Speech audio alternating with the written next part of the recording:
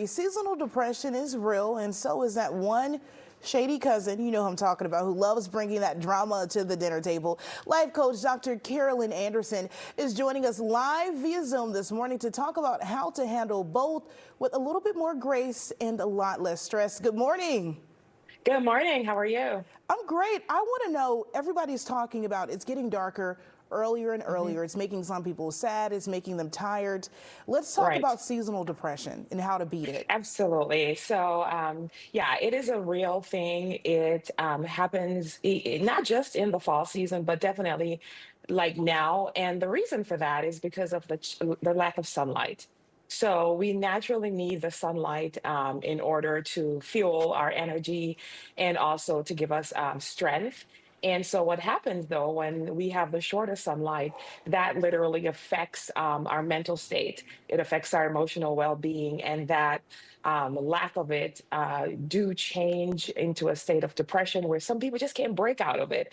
Not everyone know how to just pop up in the crisp air, and also just not having the penetration of sunlight. So yeah, it is a real thing, and it happens in the Midwest more than in the East Coast or in the West Coast. So in the Midwest, it's very prone to have a seasonal affective disorder And Dr. Carolyn, and or depression.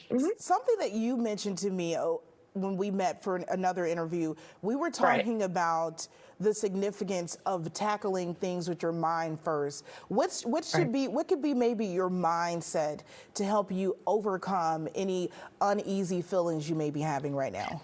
Absolutely. So the mind controls the brain controls the body. So one of the things to do in the morning, three little things, or maybe it can turn it into six little things, is to do affirmations. So you have to train your mind to direct your day. And so writing down, today will be a good day. Today I will not be affected by the weather. Today I am happy. Today I feel great. I feel strong. So you have to use the mind to direct the focus of what you want the day to be. And that has to be like first thing you do in the morning, sometimes before the coffee or the hot tea. So guiding your space and writing down what the day is going to be like is a visualization that we use in our private practice to help with clients and patients who are suffering from that low level of energy.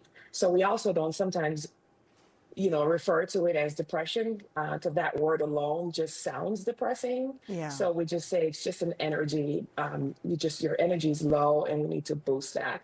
So boosting that requires just a few directive thoughts and writing those things down and having those little sticky notes all around the house or the workplace to remind you that this is just a season and it will pass. And speaking of seasons and energy, sometimes people can Mhm. bring the wrong energy to the holiday dinner table. Yeah. You're at Thanksgiving, you're feeling a little uneasy, maybe even walking into the house. But what advice would you give people who may be walking into chaotic situations this Thanksgiving? Right. Yeah, Thanksgiving can go either way. It can be a good thing, like you haven't seen your family for a while, or it literally can be a disaster. So, my advice to those who are having those dinners and you have that one or two people who are going to maybe not say something so positive is you have to tell the mind again, this is one day, one weekend, and I'll go back to my regular life the next day or tomorrow. So Thanksgiving is designed to be, we come together to give thanks and to celebrate it, to see that long lost uncle, cousin that you haven't seen in a Yeah. while. But sometimes because they've not been around the family, they can say things that's very triggering. So you have to self-talk. Self-talk is going to get us through this season, um, you know, over the next 2 to 3 months by injecting into your mind that this is just temporary, this is just a season, and it will pass.